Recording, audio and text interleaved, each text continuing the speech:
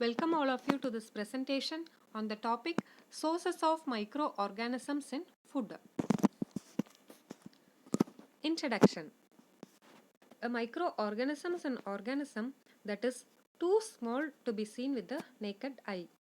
It can be observed only under the microscope. Example, bacteria, fungi, algae, virus, etc. Microorganisms are ubiquitous in Earth's atmosphere. Ubiquitous is a fantastic word that means absolutely everywhere. That is, microorganisms are found everywhere, like water, soil, air, and in the digestive tracts of humans and animals. And they are the largest number of living organisms in the world. The most commonly found microorganisms in food are bacteria, yeast, and molds.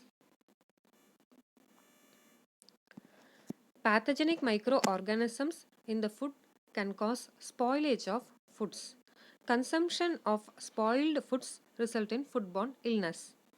Example for foodborne illness are typhoid fever caused by Salmonella typhi, listeriosis caused by Listeria monocytogenes, etc.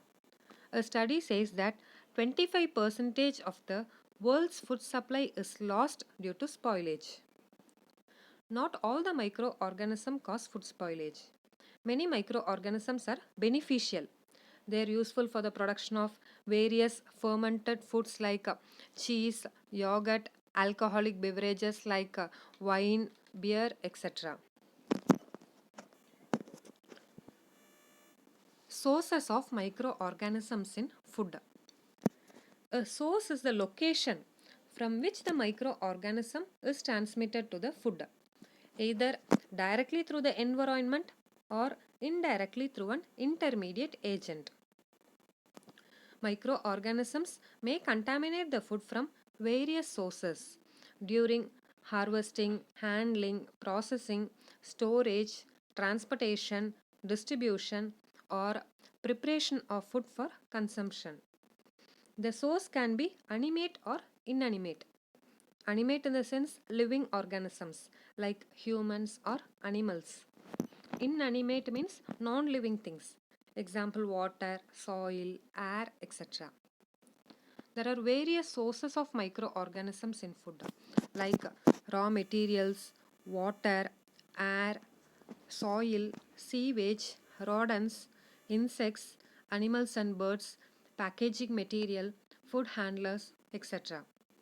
Among these, the most common source of microorganism in food are soil, water, air, and food handlers. First, let us see soil. Soil is the richest source of microorganism. The number of microorganisms in soil is very high. 1 gram soil contains billions of microorganisms. Example of soil microorganisms are molds, yeast, and bacteria like Enterobacter, Pseudomonas, Proteus, Micrococcus, Enterococcus, Bacillus, and Clostridium. Most of the soil microorganisms are beneficial.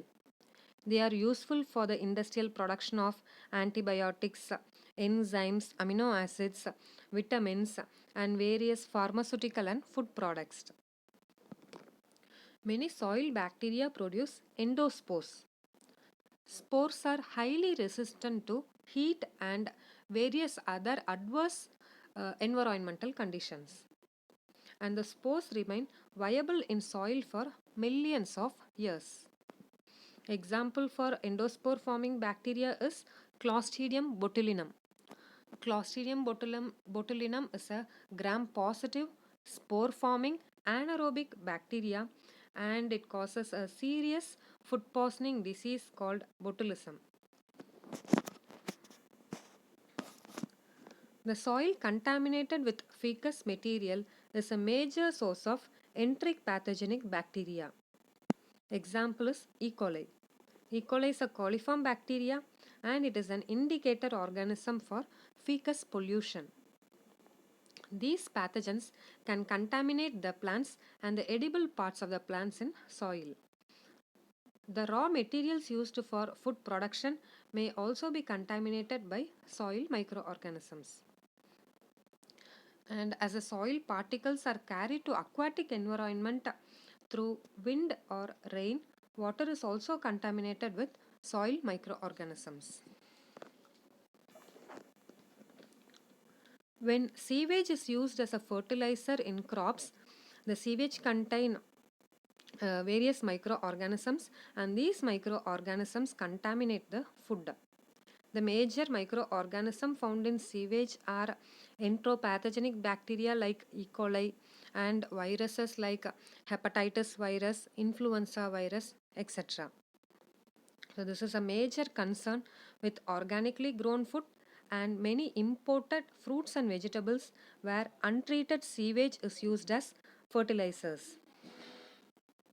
So the soil microorganisms cause various effects. It causes food spoilage and causes foodborne illnesses. So this should be prevented. So prevention of soil microorganism can be done by removing the soil from the surface of food, by washing the surface of the food with good quality of water, and by avoiding contact of foods with soil and dust. And the sewage should not be used as fertilizers. If it is used, it should be treated efficiently to kill the pathogen. Next is water. Water is also one of the most important source of microorganism in food. Fresh water and sea contain several microorganisms. Although the potable water means drinking water. Although the potable water does not contain coliforms and pathogens, it contains other bacteria like Pseudomonas, alkaligenes, and flavobacterium. And these organisms are capable of causing food spoilage.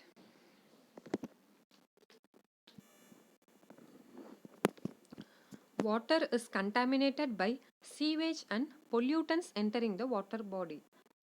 Sea has become an appropriate dump for sewage and other waste products. Sewage water contain coliforms.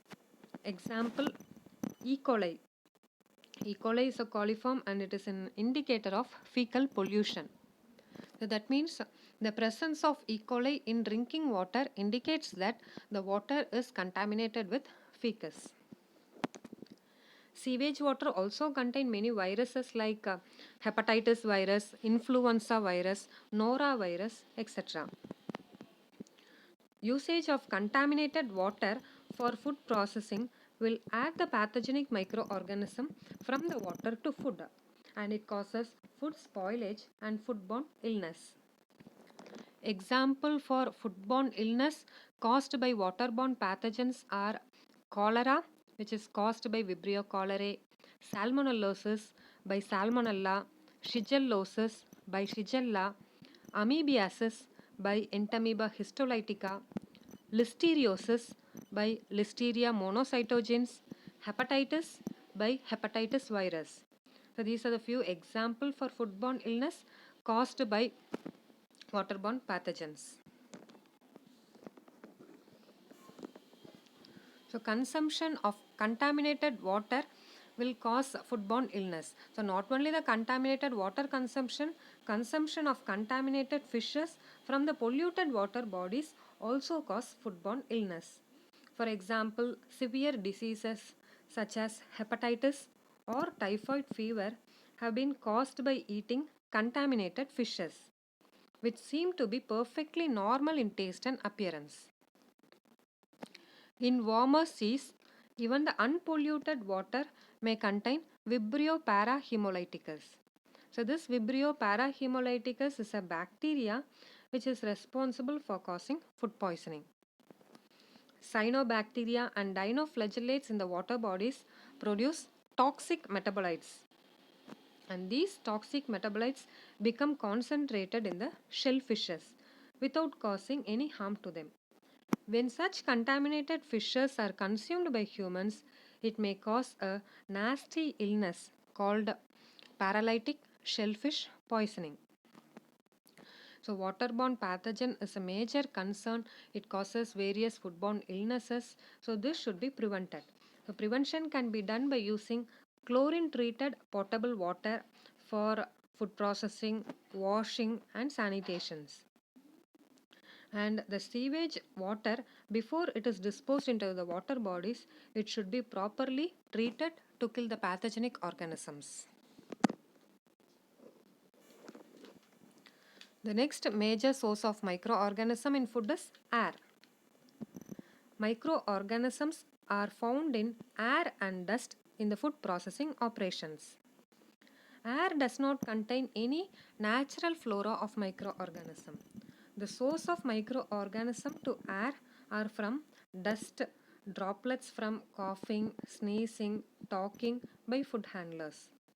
And the major pathogens in air include spores of bacillus, clostridium, mold, and gram-positive bacteria like Micrococcus, Listeria, and Sarcina.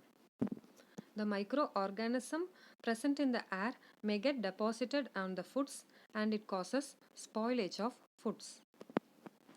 So, the microbial contamination in the air should be reduced.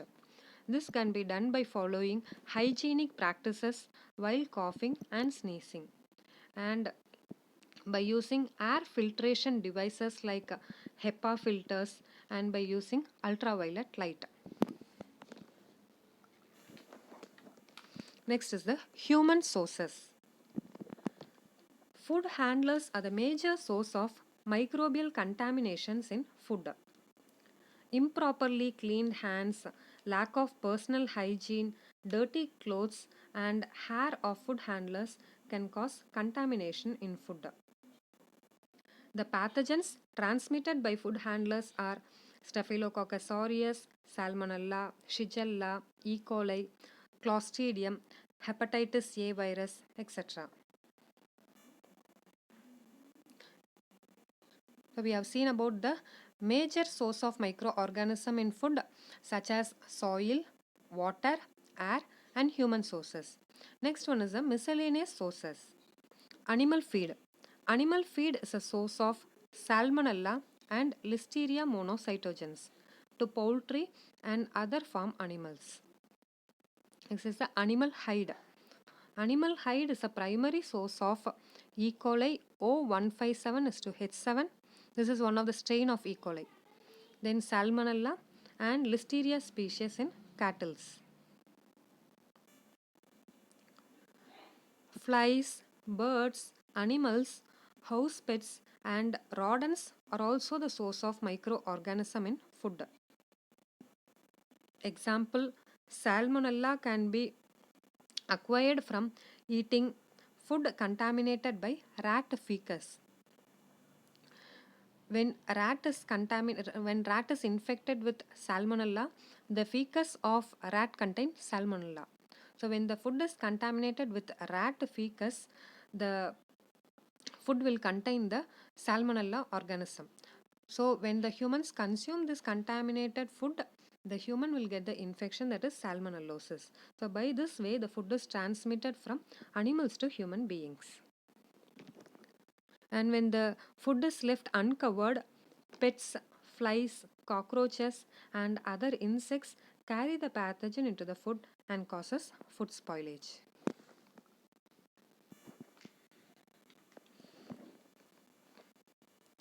Meat and poultry carcasses are mainly contaminated during slaughtering processes due to a following of unhygienic practices.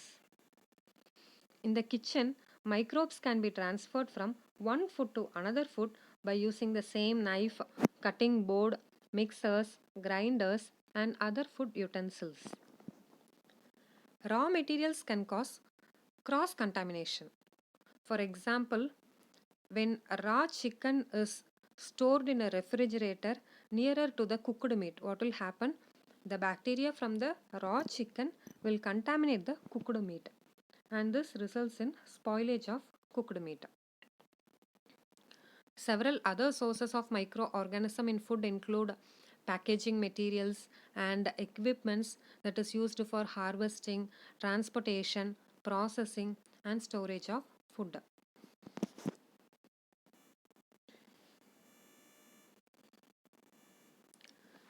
In order to prevent microbial contamination in food, FSSI, that is Food Safety and Standard Authority of India, has given 12 golden rules as hygienic rules to be followed while food handling. Let us see the 12 rules one by one.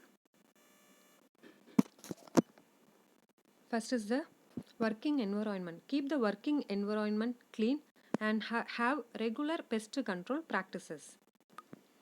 Since water is a major source of microorganism in food, use only potable water for food preparation. Cook the food thoroughly to kill the pathogens. The danger zone of temperature is between 5 degrees Celsius to 60 degrees Celsius for contamination. So keep the hot food above 60 degrees Celsius and cold food below 5 degrees Celsius. Store the vegetarian and non-vegetarian food separately and raw food and cooked food separately, since raw food can cause cross-contamination. Store the cold food below 5 degrees Celsius and frozen products at minus 18 degrees Celsius or below. Use separate chopping boards, knives, etc. for raw food separately and cooked food separately. And similarly for vegetarian food separately and non-vegetarian food separately.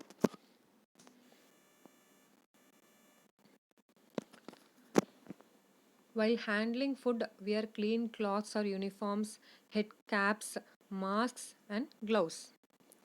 Wash the hands before and after handling food and also after using toilets, after coughing, sneezing, etc. If there is any cut or burn wounds, use waterproof bandages to cover them. Do not handle the food when not feeling well. Keep the working surfaces and utensils clean by using clean and separate dusters. And keep the separate and covered dustbins for food waste. So these are the 12 golden rules given by FSSI to be followed while handling food to prevent contamination of food. Next is the importance. Understanding the source of microorganism in food is important so that we can control the contamination and keep the microbial load in the food as low as possible. By doing this, we obtain a longer shelf life for the food, and this also reduces the chance of food spoilage and food contamination. It is also important to develop processing methods to kill the pathogens in the food, to determine the microbiological quality of foods and set up microbiological standards and specifications of food and food ingredients.